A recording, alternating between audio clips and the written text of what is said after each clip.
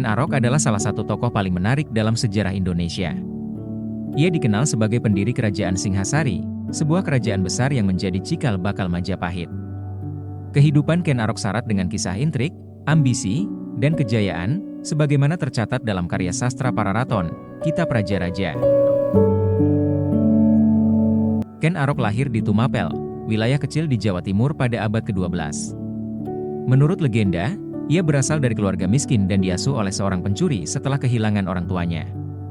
Ken Arok tumbuh menjadi pemuda yang cerdas, berani, dan penuh ambisi. Meski masa mudanya dikenal sebagai masa penuh kenakalan, ia memiliki harisma yang luar biasa dan kemampuan untuk memengaruhi orang lain. Perjalanan Ken Arok menuju kekuasaan dimulai ketika ia menjadi pengawal Tunggul Ametung, seorang aku, pemimpin wilayah, di Tumapel yang berada di bawah kekuasaan Kerajaan Kediri. Salah satu kisah paling legendaris tentang Ken Arok adalah pembunuhan Tunggul Ametung menggunakan keris Empu Gandring, keris pusaka yang dibuat oleh seorang empu terkenal.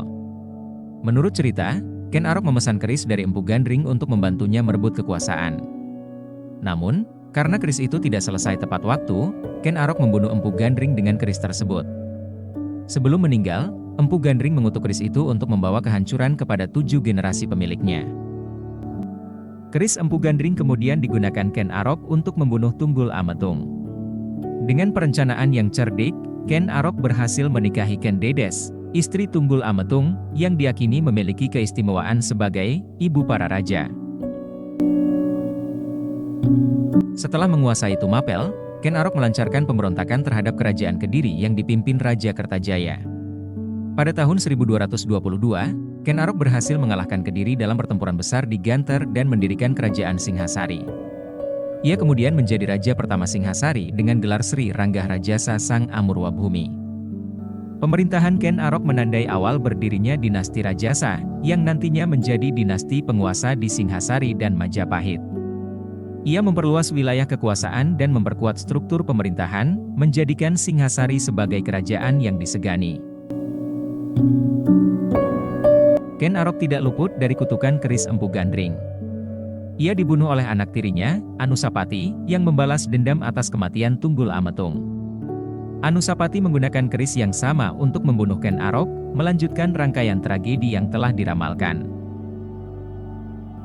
Setelah kematiannya, dinasti Rajasa tetap berkuasa melalui penerus-penerusnya, meskipun sering diwarnai konflik internal.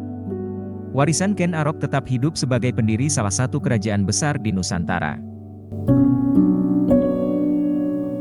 Ken Arok sering dianggap sebagai simbol ambisi dan keberanian, meskipun tindakannya kontroversial. Kisah hidupnya mencerminkan perpaduan antara fakta sejarah dan mitos, yang menciptakan narasi menarik dalam sejarah Indonesia.